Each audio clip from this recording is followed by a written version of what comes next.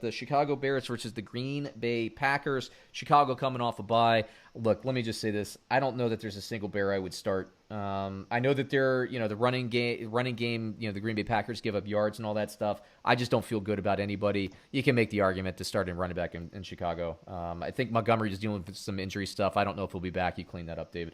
Green Bay, on the other hand, Chicago Bears defense is good. I would start the Bears defense even against the Packers. I do think in spite of that, I think Aaron Rodgers has kind of a lower game. I think Aaron Jones has the better of the game. I think it'll be more of a running game. Even though I wouldn't start Aaron Rodgers this week, I would start Devontae Adams. I think Lazard is going to be more and more integrated, and Valdez-Scantling will be less and less integrated, so I'm going to stay away from both of them while that works itself out. Tanyan, I think, will be the most consistent secondary pass receiving option this week, so I would start Tanyan and, again, stay away from Valdez-Scantling and Alan Lazard. What do you think, David?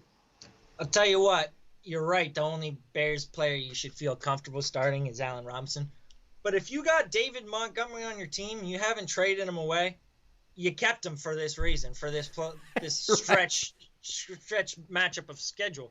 I said that completely wrong. You know what I'm saying? Yeah, stretch run. Yeah, there you go. Clean me up a little bit.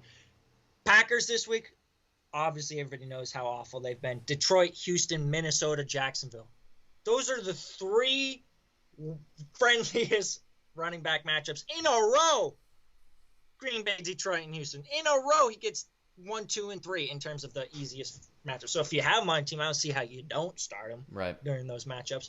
But if you have him on your team, what were you doing, guys? Like, you should have been not drafting him or trading him based off of this schedule and trying to pitch it on someone else. I don't like David Montgomery. I don't expect him to do anything crazy even in the plus matchups. You look at what he did against Carolina, who was number one matchup when he faced them. He had 19 for 58, no touchdowns, 4 receptions, 39 yards, 13 points. So his great matchups equals like an RB2 week. It's nothing to get thrilled about. If you have RB depth, don't be afraid to sit him in these good matchups because, like we said, it's probably RB2 ceiling even when he plays well. Yeah. We have the Chicago Bears plus 7.5, according to Bovada, versus Green Bay. Who do you got? I think both of these teams are defensive-minded. Bears coming off the bye. And I want to say the Bears to cover the spread, but God, their offense is so bad. Yeah. I'm going to take Green Bay. I think they will. I think they'll do enough to beat that spread. Green Bay, after a loss, is always very tough to play. At home, off a loss, they need to win. I'm going to take Green Bay to cover there.